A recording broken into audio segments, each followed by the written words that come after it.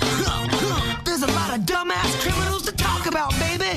It's the whacked out news. People breaking the law. Ha, fighting in the nude. Ha, drunk people pooping in the street.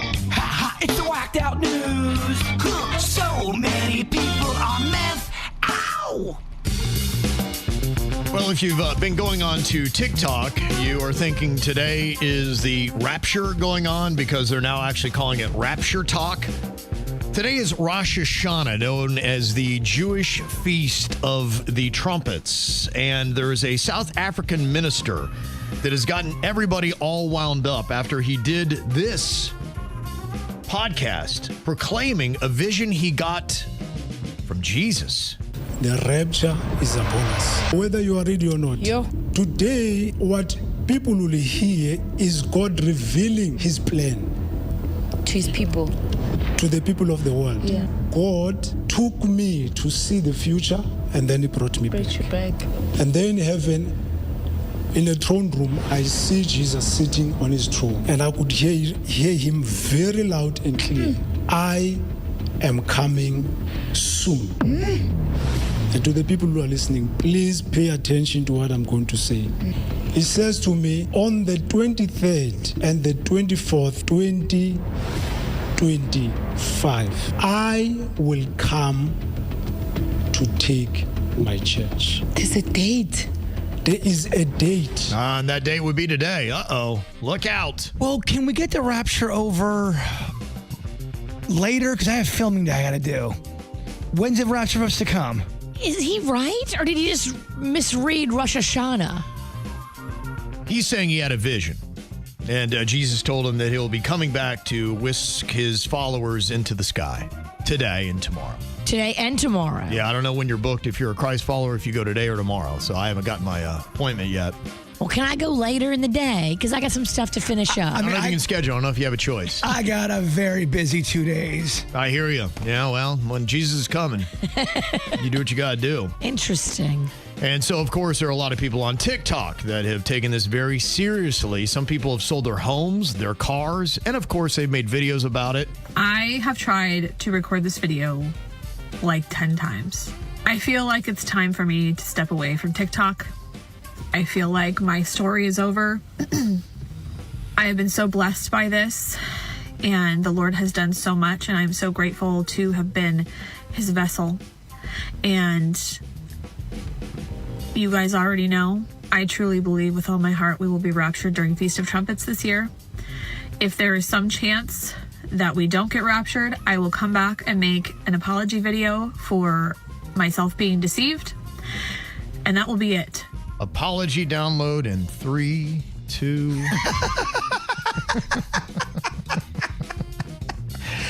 Yeah. Now, does the apology video take 10 different times to record as well? The apology video is coming. Jesus is not.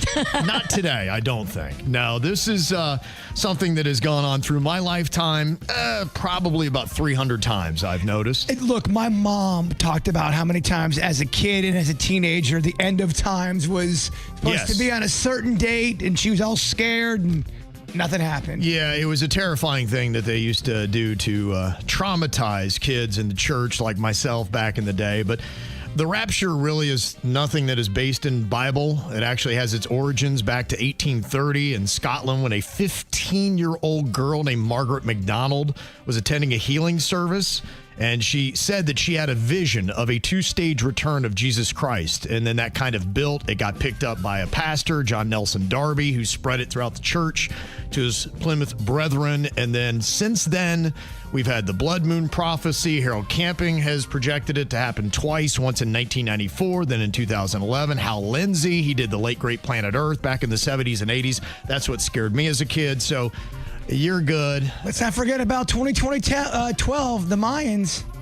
Yeah, that wasn't tied to the rapture, but yeah, there have been a lot of end of the world type of things, especially tied to this. So if you're on TikTok, you may be thinking the world's ending. I'm pretty confident you'll be okay. So, and I know that because in the Bible, it does say that you basically will not know the time. So go to Matthew 24:36. Oh, you mean TikTok hasn't figured it out? I don't think so. Yeah. Well, thank goodness, Kevin, because I was scared. There you go. So I think you'll be okay. I don't know if I will. Are you okay? Not really, but I'm trying to make it The through. one chip challenge. We need to pray for Kevin. We do. Right. Well, 48-year-old Crystal Watts is facing battery charges after allegedly attacking a man with silly string at the OCC Roadhouse bar in Clearwater on Thursday. What did he do? Police say that Watts confronted victim Jesse Hammock, a 33-year-old, around 9 p.m. and sprayed him with silly string until the can was empty. She unloaded on him. She did, and then she threw the empty can at him, hit him in the forehead, causing a laceration. What did he do? Well, they don't specify a motive for the incident or whether Watts and Hammock, described as a masonry contractor, knew each other beforehand. Court records list a phone number for Watts that appears on an escort service website featuring photos of someone identified as Taylor offering services in the Clearwater, Tampa, and St. Pete area. She is a hooker. Maybe he was serviced and then forgot the payment part. There could have been something to that. Yes, I don't know exactly what it was. We don't know the motive yet, but that could be possible. We'll just have to wait and see what happens. Maybe she's just an angry lady who never got paid. Yes. Well, silly string comes in a can, so does poo spray, and that's what got a teaching assistant named Alexander Lewis in trouble. He is working at a South Carolina school, and this teaching assistant thought it would be funny to go on ahead and unload some fart spray in the school. Oh, no. The teaching assistant? Yeah, I apparently expect so. that from a student, but not from one of the teachers. Yeah, no, he did that. Some students had to get medical attention for breathing or respiratory problems, and the school had to spend about $55,000 to check and fix problems with its air conditioning system caused by the spray. If you're the person that gets to fire that person, how quick is the firing take? Under 10 seconds?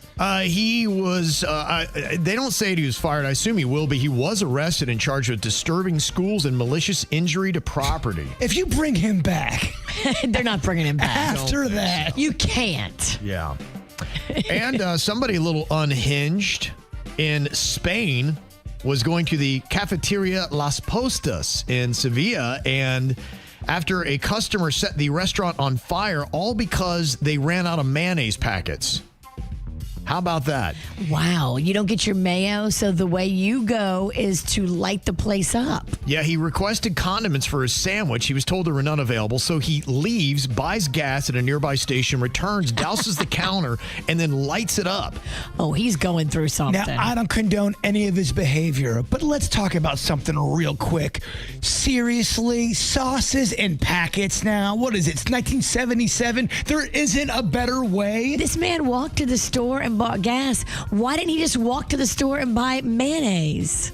He And could have fixed his own sandwich. Absolutely. I agree, but we do have to talk about these small packages of condiments. He's going through something. This is not about the mayonnaise. Up to $10,000 in damages, but Hellman's of Spain is stepping in to pay for the damages. Wow. Good move on Hellman's. They can make a Super Bowl commercial out of this. That's Yep. a great move on Hellman's right there. Yep. You don't see that crap with Miracle Whip. Brilliant. Here's the problem with coming up with a fake name and birthday and a whole identity. Because when you get pulled over by cops in Pennsylvania for a traffic stop and they ask you about your name and birthday, you may forget it. So he was not able to do that. But there might be a good reason because he had meth on him. That dang meth. Yeah. Seems to get him every time.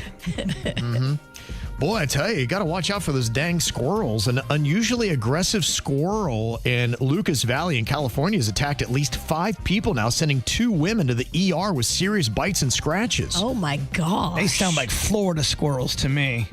They say just run right up, jump right on your leg, and start biting. What the hell? Telling you.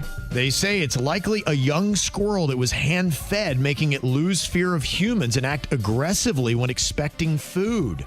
There is something different about a South Florida squirrel. I'm just saying. That's horrifying because I love to squirrel watch. And sometimes I'll be making a video and I kind of get a little bit too close, but I always figured he's more afraid of me than I am of him. But no. Not this squirrel. Some Yep. of these squirrels are swole. This Yeah, one's they out are. for blood. Yeah, they don't play. They don't play. And maybe the only thing scarier than a hand-fed squirrel might be a drunk chimpanzee. They say that monkeys get hammered a good bit, actually. Really? Wild chimpanzees will consume alcohol equivalent to 1 to 2 human drinks daily through naturally fermented fruit. Oh, yeah. About the fourth piece of fruit, they're texting their ex. Yeah. You up? They say chimps eating 4.5 kilograms of fruit daily ingest about 14 grams of pure ethanol, equal to 1.5 standard human drinks. There are those videos we've talked about before where there is some type of primate and they're smoking and they're drinking. And it looks like they're playing cards. This is before AI. Yeah. They say when adjusted for body weight, that equals 2.2 to 2.6 drinks per day for humans.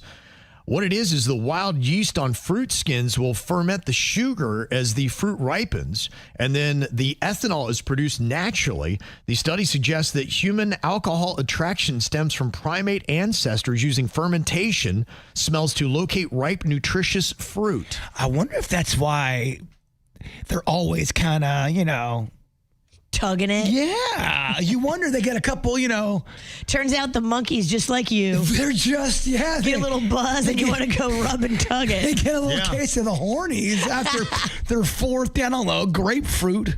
I think that's how you make some prison hooch too. Ferment the fruit. Yeah, it and could you can be. make prison Yeah, you can. alcohol in a bag. Yeah. We tried to make prison wine, and all it really did was produce flies in our old studio. Yeah, there's a lot of things that just those fruits a lot of times turn to booze in nature, and there's a lot of animals that kind of get hammered. Jaybird had sent me a video about bees when they're out pollinating flowers and things like that. Sometimes they get them a little too ripe, and there are a lot of drunk bees that will fly around, and just like drunk humans, they'll go back to the hive, and they'll cause all kinds of problems, and they'll be lazy and falling over and can't get their work done. So the queen actually puts bouncers at the hive, and they can spot when these bees come back hammered, and they won't let them into the hive. And if they try to still force their way in, they'll kill them. Wow. Yeah, they like the sippy. Kill them? A lot of animals get really turnt out in the wild. The bees have to learn how to control their buzz. If not, they will die. That's crazy that they have all that documented.